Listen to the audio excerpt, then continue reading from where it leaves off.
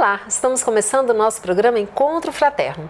Hoje você acompanha a entrevista com o físico, palestrante espírita Otacílio Rangel, que lançou um livro durante o nosso 32º Congresso Espírita de Goiás. Você acompanha ainda a dica de leitura da semana, o quadro Tira Dúvidas com Eusita e Eusi, o Momento Cultural e muito mais. Estamos começando o nosso programa que é feito para você. Fique conosco.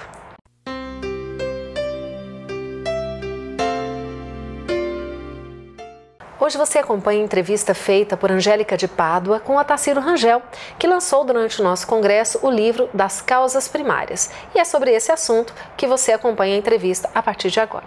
Olá, estamos aqui hoje com Otacílio Rangel falando sobre o tema Ciência e Espiritualidade, propulsores da educação. Seja bem-vindo, Otacílio. Muito obrigado, Angélica. É um prazer para mim estar aqui também. Eu quero que você comece falando o que é verdadeiramente essa educação com Cristo. Educação com Cristo é transformação definitiva da alma, dos enganos da ilusão da vida terrena para a grandeza da vida espiritual, que é permanente. Enquanto nós estamos no corpo físico, a gente tem sempre uma visão imediatista das coisas. Mas quando a gente começa a compreender os ensinamentos espirituais trazidos pela doutrina espírita e mostrado com clareza como foi ensinado por Jesus, a nossa vida muda de direção e nós passamos a investir no que é permanente. Os nossos interesses mudam. E qual que é a importância da ciência nessa educação?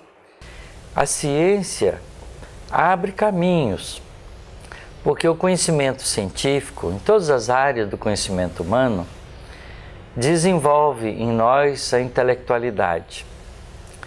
E desenvolvendo a intelectualidade em nós, nos ajuda a compreender claramente o significado do certo e do errado. Porque a gente vai compreendendo as leis da natureza. Primeiro, as leis da física, as leis da química, da biologia, e que vai nos mostrando a precisão e a beleza de como funciona aquilo que nós chamamos de natureza. Mas a partir daí, a gente vai também desenvolvendo um conceito de relação, a partir do agradável e do desagradável, para um conceito de bem e mal. E com esse conceito de bem e mal, a gente começa a perceber que o bem não é só bem para a gente e que o mal não é só mal para a gente, é para os outros também. Então o conceito de responsabilidade coletiva começa a surgir dentro da gente. E o lado moral da nossa realidade começa a crescer. Então a intelectualidade e a moralidade começam a crescer juntos. É como um pássaro desenvolvendo as duas asas. E com esse entendimento, a gente começa a aprender a usar esses dois recursos, não só em nosso favor, mas em favor daqueles que estão à nossa volta. E aí a gente esbarra com a espiritualidade mais profunda, e esbarra e começa a compreender os ensinamentos de Jesus. Descobre que a gente não é homem nem mulher, mas a gente é um espírito encarnado, um corpo masculino ou feminino, que é transitório, que serve de instrumento para o nosso progresso definitivo como espírito que busca a plenitude. E como que a gente pode conciliar esses dois recursos? Com o bom senso. Aliás, bom senso é uma coisa curiosa, porque um filósofo já disse isso. Bom senso não é uma das coisas em que Deus foi pródigo e distribuiu muito bem, porque todo mundo acha que tem juízo e bom senso. Ninguém reclama. Mas a gente mostra isso nos nossos atos. E é através dos nossos atos que a gente vai demonstrando que esse senso, né, vai crescendo dentro da gente, de maneira a gente a conciliar todas as coisas da vida. Quer dizer, o conhecimento intelectual, que faz a gente muitas vezes se destacar no meio social, perde o sentido quando ele é mal utilizado, porque ele acaba sendo danoso. Mas quando a gente alia ao conhecimento intelectual os valores da responsabilidade coletiva, que são os valores morais, nós então percebemos que esse é o caminho que nos traz tranquilidade interna, satisfação pelo ato de viver em conjunto e que nos realiza como uma criatura mais plena. Então essa conciliação é feita quase que naturalmente. O pássaro que bate as asas para voar, ele não pensa nisso mais. Ele simplesmente aprendeu. Batendo as duas asas uniformemente em conjunto, ele ganha altura, ganha plenitude naquilo que ele sabe fazer. E nós vamos aprendendo isso com esses dois conceitos que, a rigor, representa toda a riqueza do ser humano. O indivíduo tem o quê? Ele tem o que ele sabe e o que ele sente, porque todas as outras coisas são transitórias. Se num desastre, por exemplo, como a gente já viu acontecer muitas vezes, um prédio rui, sem dar tempo das pessoas lá dentro tirar as coisas de valor, a gente perde até as fotografias de família. A gente fica desnudado. O que a gente tem a partir daí? Tem que começar tudo de novo. Mas o conhecimento e o sentimento, esse é da pessoa. Pode ruir o prédio que quiser, ele nunca perderá. Então são essas duas riquezas que a gente precisa investir na vida. Mas até compreender isso, a gente leva um tempo. Até o pássaro aprender a voar, ele também leva um tempo. Nós vamos para um breve intervalo. Antes, você confere a dica de leitura da semana. E voltamos daqui a pouquinho para mais um bate-papo com Otacílio Rangel.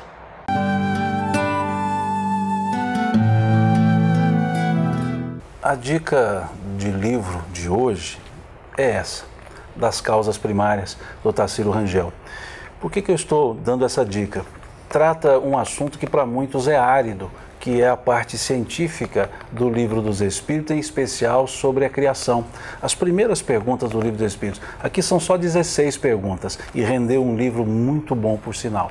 Então é a dica de hoje, leiam, estudem, mas não fiquem só nas 16 que ele tratou, não. Caminhem na leitura e vão no Livro dos Espíritos até a última questão. Mas vocês verão a qualidade desse livro que vale a pena ser lido.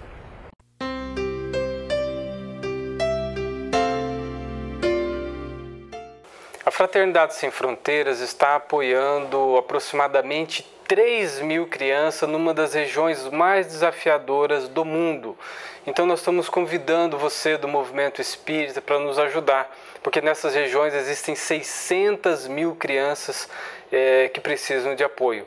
Então nós convidamos a todos para que venham participar conosco, acessando fraternidadesemfronteiras.org.br e apadrinhando uma criança. Seja você a mudança que quer ver no mundo.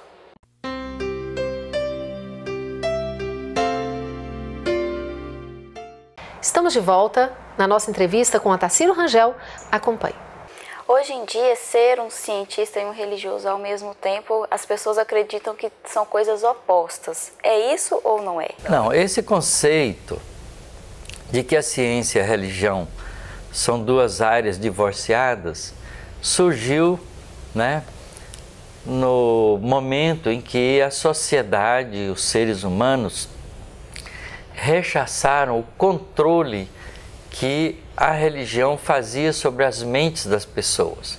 Porque a religião mal utilizada é como castrar ou cortar as pontas das asas, das penas das asas da intelectualidade. Isso durou um tempo, principalmente na história da civilização oriental. Algum momento, o ser humano se rebelou contra isso, e quando a gente se rebela contra uma coisa, a gente fica absolutamente contra ela. Então a gente não a aceita, não há uma concordância de conciliação, ela só vem com o tempo. Então a ciência e a religião se divorciaram no século XVIII, no século XIX, o racionalismo cresceu bastante, as pessoas passaram a ter liberdade de pensamento, mataram na filosofia aquele domínio da religião e mataram a ideia de Deus como era apresentada. E aí a ciência começou a desenvolver sozinha, sem os conceitos religiosos.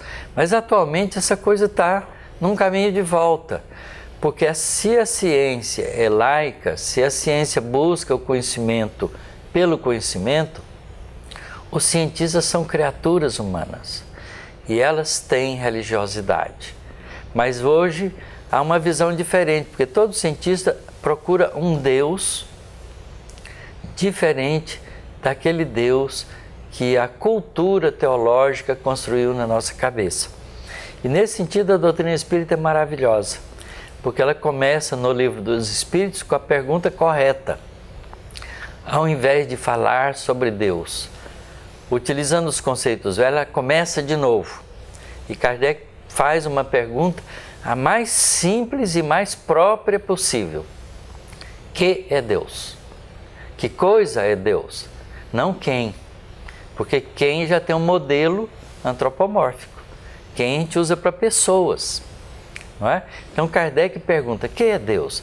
E os espíritos se sentem livres para dar um novo conceito. E veja que o conceito que os espíritos dão desmaterializa completamente a ideia de Deus. Deus é inteligência suprema, causa primária de tudo. Então isso muda a direção do pensamento humano sobre Deus. Muito profundo, essa resposta é profunda mesmo. Otacílio, você está lançando em nosso congresso aqui do estado de Goiás o seu livro das causas primárias, o Livro dos Espíritos, em sua primeira parte, A Ciência de Hoje, pela editora da FEEGO, né? Conta um pouquinho pra gente sobre ele. A ideia desse livro surgiu num congresso em que o Livro dos Espíritos estava fazendo 150 anos aqui em Goiânia. E me propuseram um tema para falar no congresso chamado A Ciência e a Religião. Quem tem razão?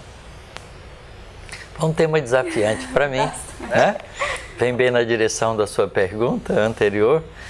E eu então comecei a estudar o tema, buscar fontes e encontrei na primeira parte do Livro dos Espíritos todo o material que eu precisava para isso. E obviamente com os conhecimentos atuais que a sociedade humana tem conquistado através do avanço da ciência, da compreensão da liberdade de pensamento. E estudando essa primeira parte do Livro dos Espíritos, nós percebemos que ela precisava de um facilitador para que a gente pudesse adaptar os conceitos novos da ciência à maneira com que Kardec formulou as perguntas, porque ele utilizou o conhecimento de mais de 150 anos atrás. Por exemplo, a pergunta, o que é matéria? Na verdade, a pergunta que ele enuncia, podemos pensar que matéria é algo impenetrável, rígido, e aquele conceito de corpos que a gente pega sensorialmente. O conceito de matéria hoje é diferente. A ciência avançou bastante, nós entramos no conhecimento da estrutura da matéria, descobrimos que o átomo é uma estrutura complexa, de várias partículas em interação, é um mundo dinâmico, né? A energia ganhou um conceito novo, porque na época de Kardec o conceito de energia não era utilizado o conceito de fluido. Né? Quer dizer, quando um corpo era quente, ele tinha muito fluido calórico. Em contato com um corpo frio, que tinha pouco fluido calórico, o fluido calórico do corpo quente passava para o corpo frio. Era como se algo, né, material que representasse o calor fluísse de um lado para o outro, na direção do corpo quente para o corpo mais frio. O conceito de eletricidade era o mesmo, porque na época de Kardec o eletromagnetismo já estava quase pronto, faltava muito pouca coisa. O conceito do eletromagnetismo clássico que a gente ainda tem. Então, a corrente elétrica era um fluxo de fluido elétrico de um corpo para outro, que permitia essa passagem. Então, esses conceitos permeavam no lugar de energia. Hoje a gente tem outra visão, não é? A gente tem fluxo de energia. A gente pode chamar de fluido ainda, a palavra é adequada. mas a interioridade desse conceito mudou, a essência do conceito mudou. Então era preciso trazer para essa primeira parte que fala sobre as origens, o que é Deus, o que é matéria, o que é espírito, a relação entre espírito e matéria, a apresentação do fluido cósmico universal, na pergunta 27. Então, era preciso que a gente tivesse uma visão de ciência de hoje. Então, eu achei que era minha responsabilidade, como estudioso da ciência, fazer esse trabalho, pegar cada questão das 75 perguntas que compõem essa primeira parte do Livro dos Espíritos e mostrar como Kardec perguntou, utilizando o conhecimento da época, como os espíritos responderam, como a ciência avançou, o que os espíritos adiantaram que se confirmaram com as descobertas da ciência, se tinha alguma contradição e não tem nenhuma, não é? E como é que a gente pensaria hoje? Se Kardec tivesse hoje formulando esse questionamento, ele faria diferente, porque ele faria com os conceitos de hoje. Então, o propósito do livro é esse, é dar subsídios do conhecimento científico atual em cima desses conceitos que estão exarados nessa primeira parte do Livro dos Espíritos. Por isso eu fiz questão de não mudar o título, das causas primárias, porque é o título dessa primeira parte, mas colocando essa explicação de que é uma visão da ciência de hoje sobre essa expressão de questionamento de Kardec e a expressão de resposta dos espíritos, que foram precisamente sábios em responder para Kardec. Quando Kardec, por exemplo, faz essa pergunta sobre matéria, sobre corpo, os espíritos respondem, mas existe o estado de matéria que você não chamaria de... o mundo não chamaria de matéria. É tão sutil, tão especial, que não fere os sentidos nossos, por isso não é entendido naquela época como matéria. E hoje a gente tem um conceito diferente, porque matéria e energia são dois conceitos da ciência que são íntimos. Nós vemos na experiência material, em laboratórios, partículas com massa se transformar em radiação luminosa. Quer dizer, uma coisa tem matéria, exerce o efeito gravitacional, o efeito eletromagnético, e o outro é uma pura onda de energia. Né? Essa transformação de matéria e energia, que a gente explica também através da decomposição do átomo, na fissão nuclear, fazendo a bomba ou a energia nuclear, como a gente quiser, do mesmo jeito na fusão de partículas menores para constituir átomos mais pesados, sempre sobra um pouquinho de massa se transformando em energia. E a maneira de calcular isso é usando essa fórmula mágica, né, que o Einstein tão bem colocou na sua teoria. É energia igual a massa vezes a velocidade da luz ao quadrado. Um pouquinho de massa se transforma em uma quantidade imensa de energia, porque a velocidade da luz é imensa e ela entra ao quadrado, ela vezes ela. Então, você transforma um pouquinho de matéria em um monte de energia. E a gente hoje tem esse conceito de forma diferente. Então, matéria para nós é uma espécie de energia coagulada numa forma que tem efeito gravitacional. Nós vamos novamente para um breve intervalo. Você acompanha agora a dúvida da semana com Elzi e Elzita. E voltamos daqui a pouquinho para mais conversa com Otacyro Rangel. Até já!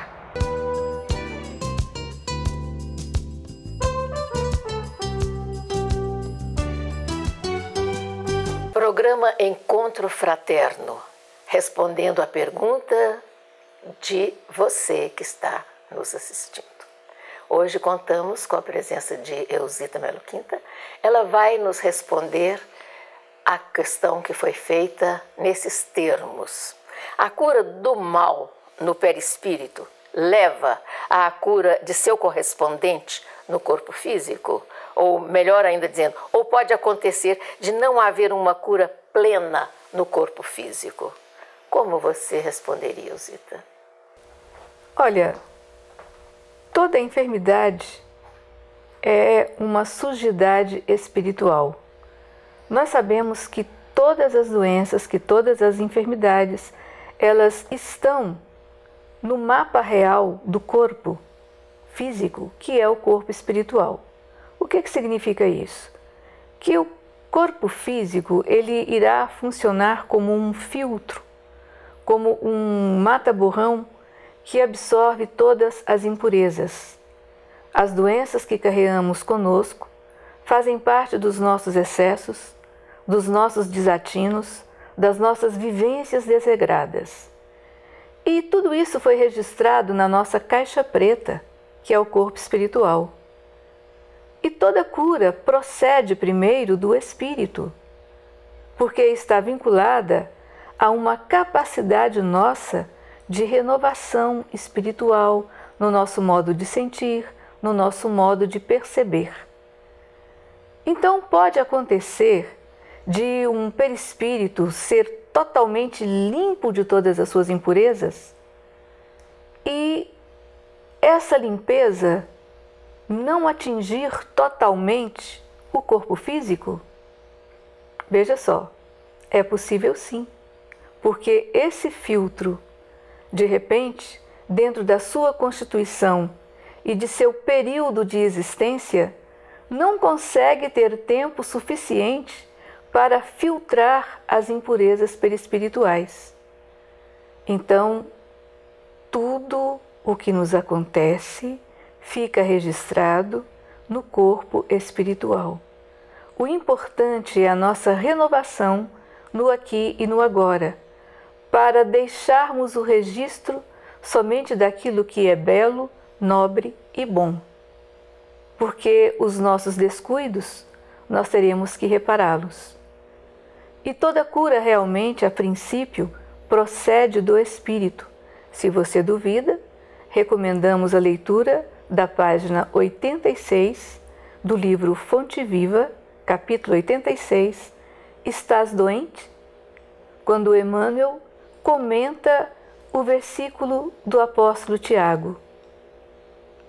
E o Senhor salvará o enfermo, e a fé salvará o enfermo, e o Senhor o levantará.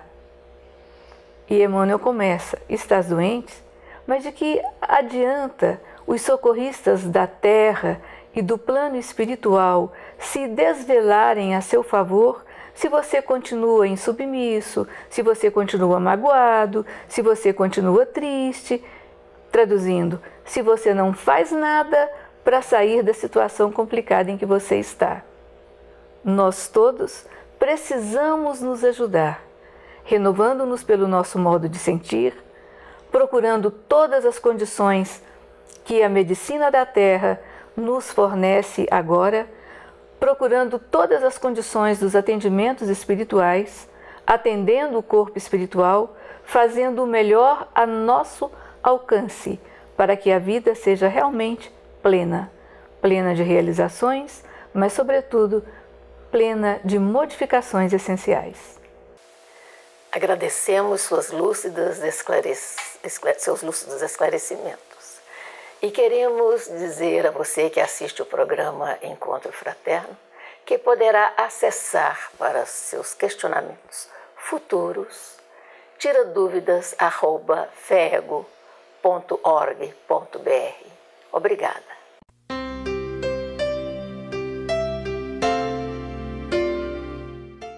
Convidamos o nosso caro telespectador e a nossa cara telespectadora a ficarem atentos.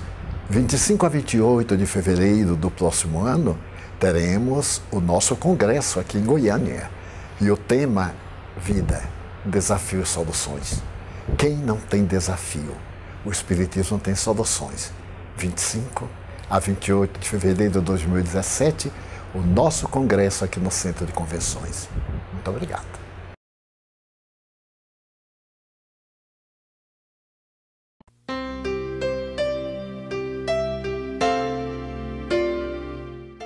Estamos de volta para a terceira e última parte da entrevista feita por Angélica de Pádua com Otacílio Rangel, falando das causas primárias. Acompanhe.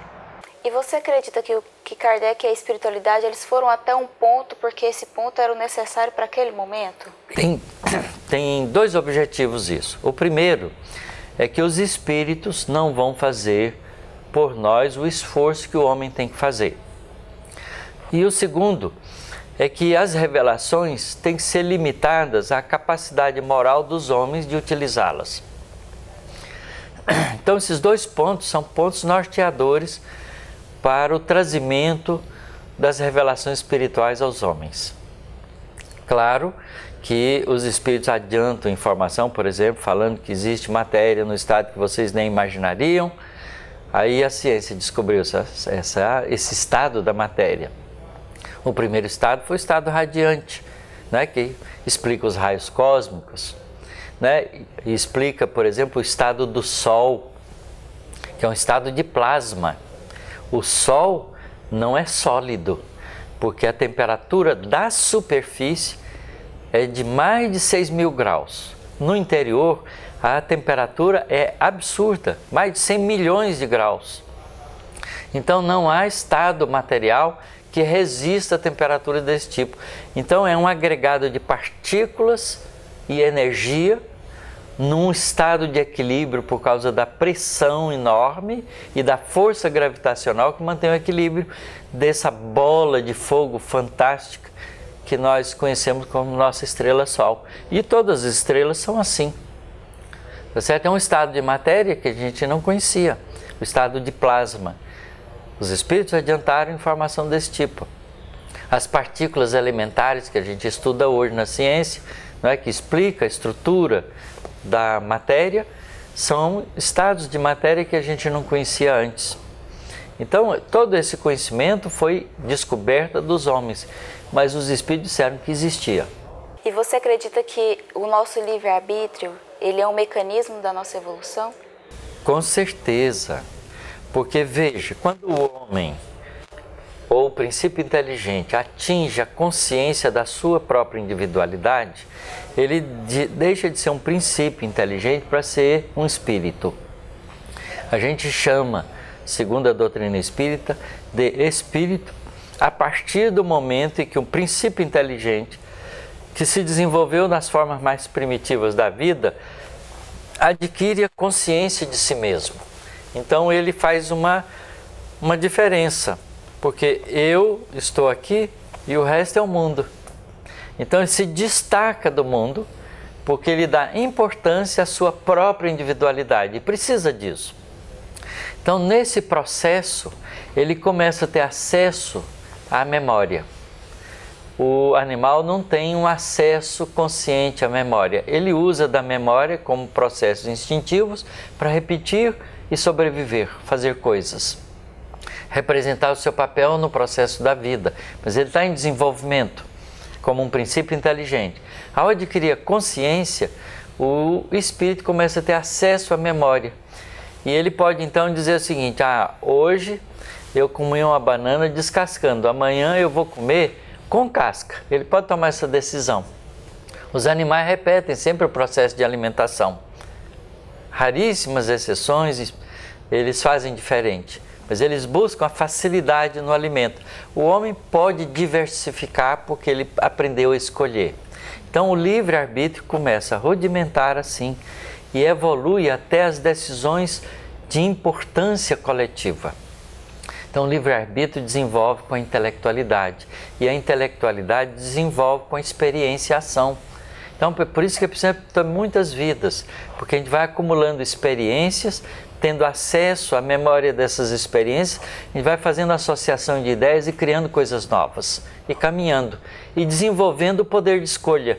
Então a gente desenvolve o livre-arbítrio. É a bênção da criação divina, né? Mas olha que coisa interessante. Se a gente tivesse só a capacidade de escolha, isso seria danoso, porque a gente podia escolher coisas ruins e ser autodestrutivo. Então, junto ao livre-arbítrio, há um conceito novo, uma lei nova, moral, que trabalha junto com a liberdade, que é a lei de causa e efeito, a lei de ação e reação. Quer dizer, você faz, você delibera, faz, e é obrigado a acompanhar as consequências. Então, as consequências vai te mostrando o rumo. Quer dizer, o papel da lei de causa e efeito não é punir, é mostrar se deu certo ou se deu errado. não é? É muito interessante ter essa visão, que é a visão que a doutrina espírita nos passa. Antes a gente pensava, fiz uma coisa errada, estou em pecado, vou para o inferno. Não tem remissão para mim.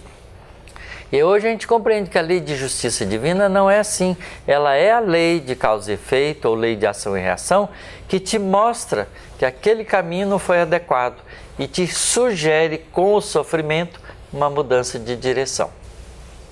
Então, o livre-arbítrio e causa e efeito são duas arestas do crescimento espiritual. Vão caminhar juntos. Né? Vão caminhando juntos. E vai delimitando a ação do espírito e abrindo cada vez mais. Porque quanto mais o espírito adquire consciência e experiência, mais capacidade ele tem de escolha, mais responsabilidade ele tem, mais a ação da lei de causa e efeito fica sutil. Otacílio, muito obrigada por estar aqui conosco. Espero que faça ainda muitos livros para nos ajudar nos nossos estudos, viu? Muito obrigada. E até uma próxima. Até uma próxima. O nosso programa está chegando ao fim. Você confere ainda o Momento Cultural e desejamos que todos tenham uma excelente semana. Muito obrigada por estarem sempre conosco. Fiquem todos com Deus e até mais.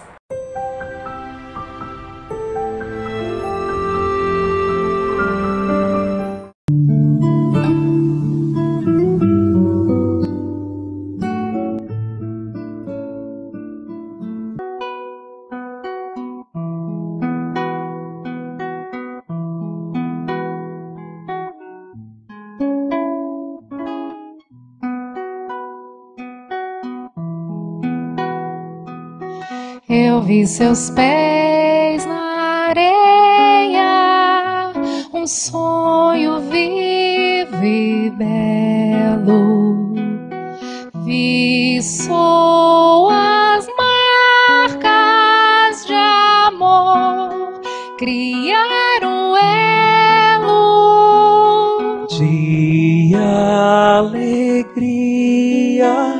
de luz e caridade, e a terra inteira cantou fraternidade. Passou ali na tela, na mente os seus passos, por toda Galileia, parábolas e atos. Passou o filho pródigo, a força dos talentos, o bom semeador e o calar dos ventos.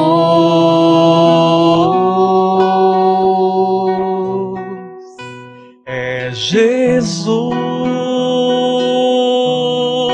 mestre do coração, da ciência do Pai, do amor, do perdão. É Jesus, todo consolo e fé, o roteiro de paz que a gente tanto quer. É Jesus, mestre do coração,